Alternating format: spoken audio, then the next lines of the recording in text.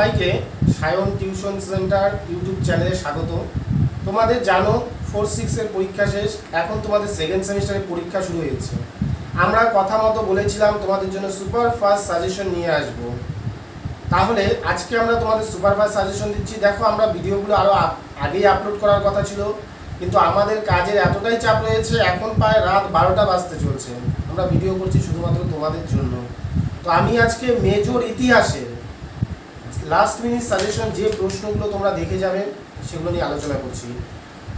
যে প্রশ্নগুলো বলেছিলাম সেগুলো থেকে কমিয়ে দিচ্ছি। 1 নম্বর প্রশ্ন 12র জন্য তোমরা দেখবে যেটা, যে ইতিহাসের উপাদান হিসেবে সাহিত্যক উপাদানের গুরুত্ব, historical importance of literary source, সাহিত্যক উপাদান।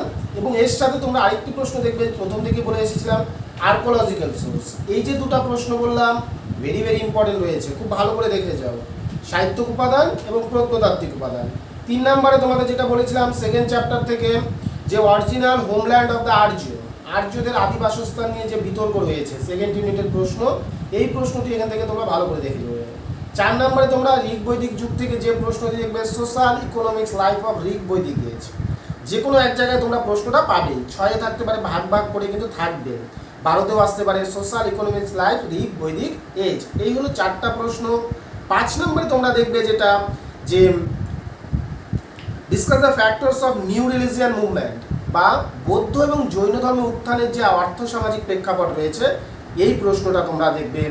পাশাপাশি 5 নম্বরে যে প্রশ্নটা দেখবে, মগধের উত্থানের পিছনে কি কি কারণ দায়ী ছিল। এই যে আমি 5 থেকে 6টা প্রশ্ন বললাম 12র জন্য, সাহিত্যক উপাদান, প্রত্নতাত্ত্বিক উপাদান, আর্য বিতর্ক, নতুন ধর্ম, বৌদ্ধ এবং জৈন ধর্ম উত্থানের প্রেক্ষাপট, মগধের উত্থানের কারণ, এই 5 থেকে 6 এবং বৈদিক যুগে সামাজিক অর্থনৈতিক অবস্থায়, এই 6টি প্রশ্ন যদি তোমরা দেখে যাও 100% বলছি, এখান থেকে তোমরা 2টো প্রশ্ন পরীক্ষায় অবশ্যই করে আসতে পারবে। এরপর আমি 6 নম্বরের জন্য যে প্রশ্নগুলো বলবো, ভালো করে তোমাদের দেখবে। প্রথম যে প্রশ্নটা আমি বারবার করে বলে এসেছি, ঋগ বৈদিক যুগে মহিলাদের অবস্থা, ওমেন লাইফ অফ ঋগ বৈদিক এজ, ঋগ বৈদিক যুগে মহিলাদের অবস্থা, ভেরি ভেরি ইম্পর্টেন্ট প্রশ্ন। এরপরে তোমরা ষোড়শ মহাজন পদ 6-এর জন্য দেখবে, ঠিক আছে। তারপরে হিস্ট্রিক্যাল ইম্পর্টেন্স অফ পুরাণের গুরুত্ব তোমরা এখান থেকে দেখবে। এরপরে তোমরা হিস্ট্রিক্যাল ইম্পর্টেন্স অফ কয়েনের গুরুত্ব এখান থেকে দেখবে। তারপরে যেটা বলবো, যে তোমার হচ্ছে সভা সমিতি, এখান থেকে তোমরা দেখে যেতে পারো সভা ও সমিতি বলতে কি বুঝি, বা এদের প্রভাব কতটা রয়েছে, এই প্রশ্নটাও ইম্পর্টেন্ট রয়েছে এখানে।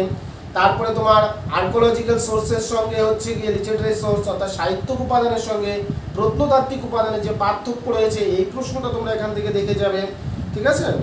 তো এই যে প্রশ্নগুলো এখান থেকে বললাম, এগুলো দেখে যাও, তাহলে তোমাদের এখান থেকে 6-এর প্রশ্ন তোমরা কমন পেয়ে যাবে। 3-এর জন্য আমরা মোটামুটি এর আগের সাজেশনে দেখবে 12টা প্রশ্ন বলেছিলাম। সেই 12টা প্রশ্ন যদি পড়ে যাও সবই আসবে, তার মধ্যে থেকেও আমি কয়েকটা প্রশ্ন বলছি যেগুলো খুবই ইম্পর্টেন্ট রয়েছে। যেমন প্রথম ইউনিট থেকে যদি আমরা দেখি, মুদ্রা তুমি 6-এর জন্য পড়েই নিচ্ছ, মুদ্রাটা কমন রয়েছে।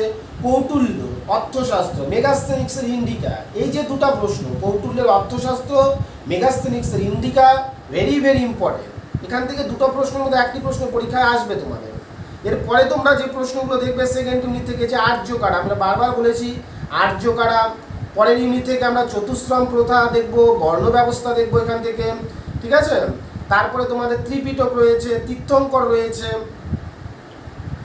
আর হচ্ছে গিয়ে